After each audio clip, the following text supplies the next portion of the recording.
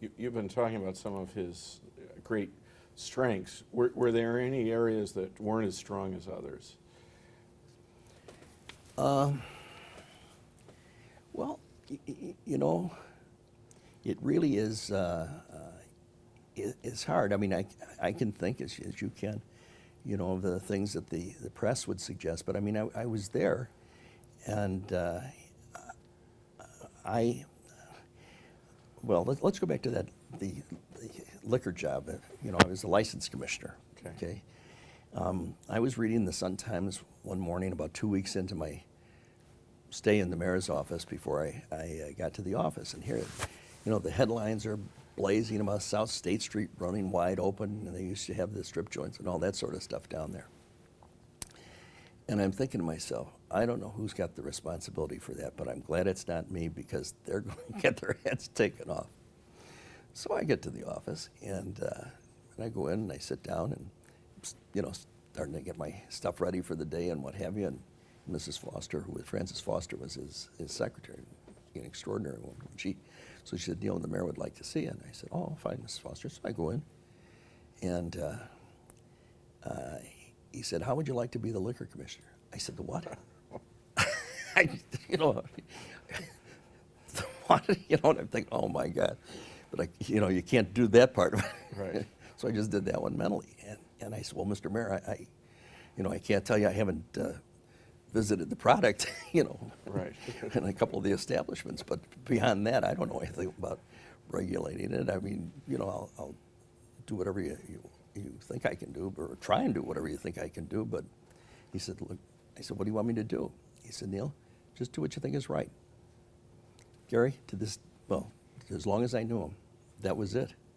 Do what you think is right. And the system that I set up, that I took to him, he approved, we implemented, was the toughest one in the country. You know, at that time, O.W. Wilson had come in as the superintendent of police, and John Malanoff was the corporation counsel. So we set up a system where every file on a licensed premises was briefed by the corporation counsel's office, and then came into a panel that the two of them and myself, three of us, reviewed. If it was prostitution, narcotics, or a bad gun case, you know, something serious, then it would go to a formal hearing. And I recruited the fellow who was the chairman of the crime commission in those days to be the hearing officer for those formal hearings. The rest of them would come to my desk.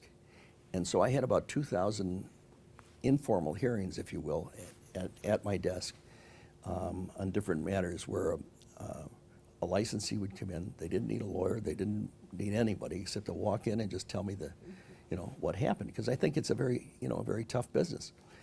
And we keep the records so that I could do it.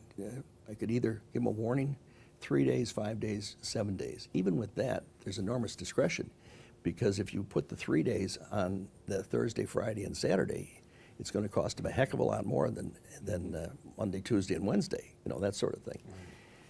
Mm-hmm. The penalty in Chicago for revocation was that the licensee and anybody and the spouse and anybody that owns 5% of the corporation or more can never hold a license again for the rest of their lives in Chicago. The premises can't be used for a year, so the landlord loses the rent for a year. The insurance is out. It's a terribly. It'd be like somebody saying, give me your law license. Right. You're through. So we really took it very seriously. But I didn't know what was going to happen at 3 o'clock in the morning in one of those joints, or in court, or in the police department, or anybody else. But I want to make it very clear that as far as the mayor's office and the Mayor Daley was concerned, it was going to be on the square, period. Right. And Well, so that's why we did that. If we have you to thank for that, I'm here to tell you, as the museum that has a liquor license, the system is still very tough. Yeah, they are tough, as a matter of fact. Right. But in those days, just to finish that out for 1 second, because there's a lot of threats and stuff involved in that as well. We revoked 189. New York had 25. Detroit had 2. If you remember in the Kerner report, the blind pig joints, Yeah. they were called up in Detroit. That came from the police going in and with blinders on. They couldn't, hear no evil, see no evil kind of stuff. Right. That's why they called them that. So there's 2 revocations in Detroit at the same time. The mayor's knocking out 189, and we had 2,000 more individual cases that I heard with the warnings and suspensions and what have you. So across the board, it was a very focused and tough system. And even if it was thrown out in court, it was de novo with us. It was. Now the part with Mayor Daley, and that's it's a long explanation. Sure. But the part with Mayor Daley is that you'd see some of the politicians coming in, and they'd scream their heads off at me, and I'd say, look, I'm doing what I was told to do, what I think is right, and that's my job. Now, you know him better than I do. If you want to go talk to him, go talk to him. He's right there. You've known him for years. Not one of them. Not the worst guys, the worst names you can think of in those years in this business, who would have interests, whether it was in the insurance or whatever it was, and whatever kind of relationships they had with whoever they had them with. Not one of them ever went in to see him about prostitution or narcotics. He would have thrown them out the window. Mm-hmm.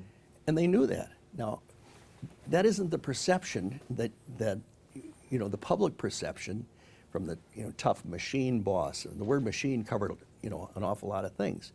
But in terms of being legitimate and and integrity, I absolutely would unequivocally vouch for the fact that in the 5 years I was there, I did licenses, I did contracts, I did every money subject or potentially money subject.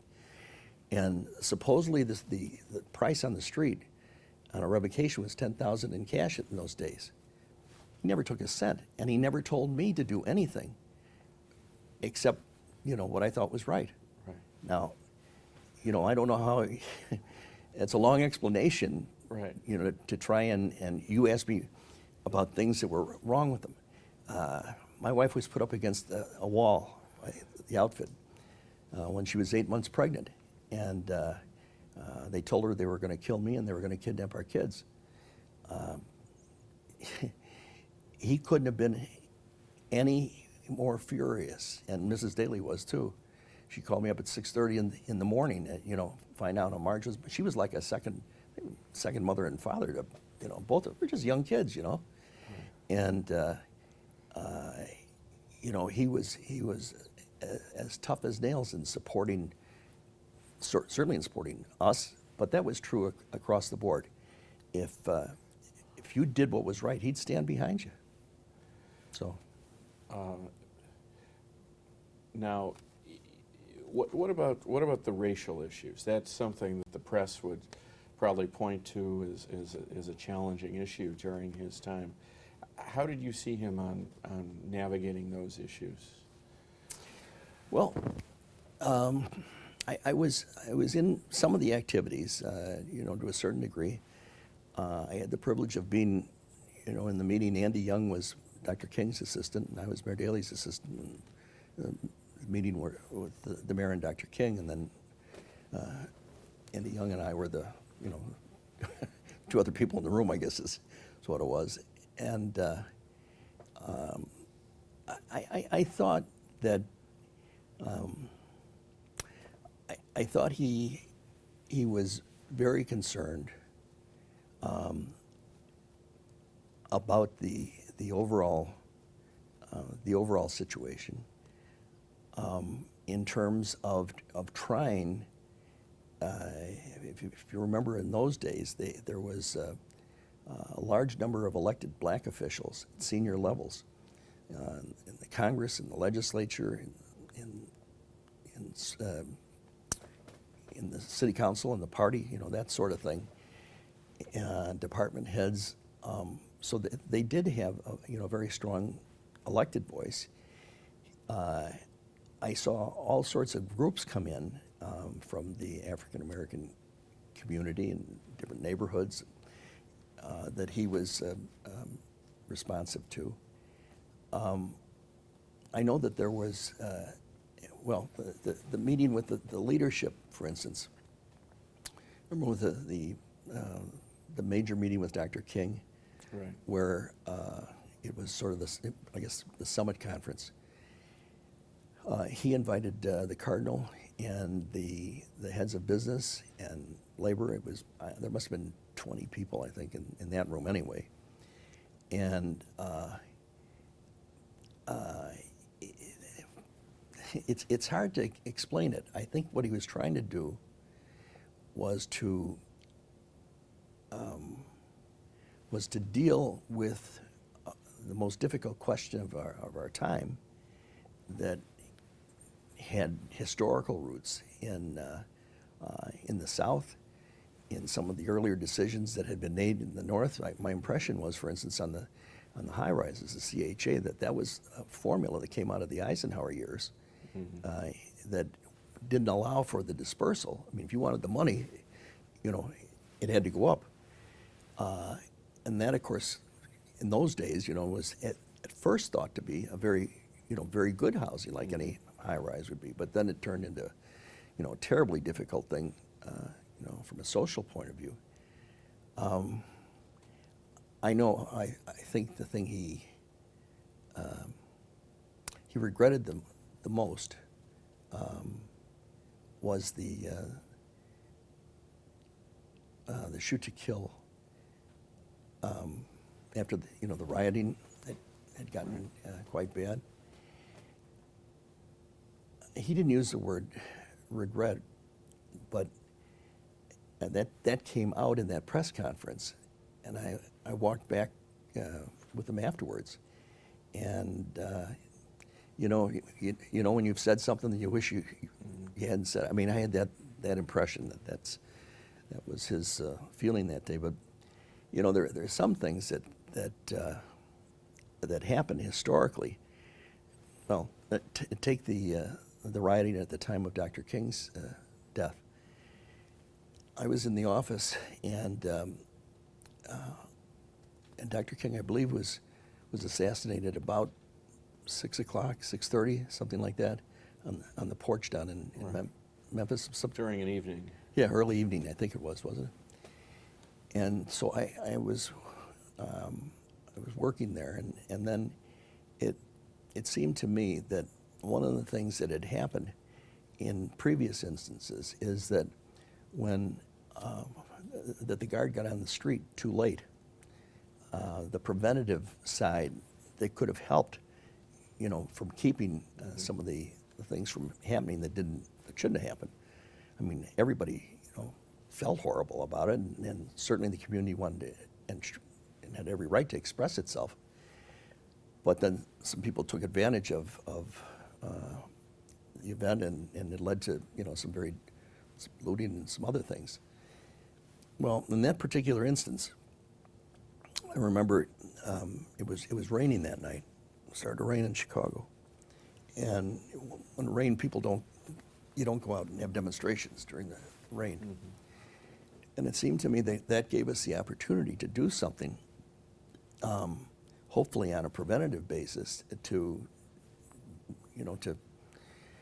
see that things, whatever was going to take place could take place, but do it within, an orderly basis.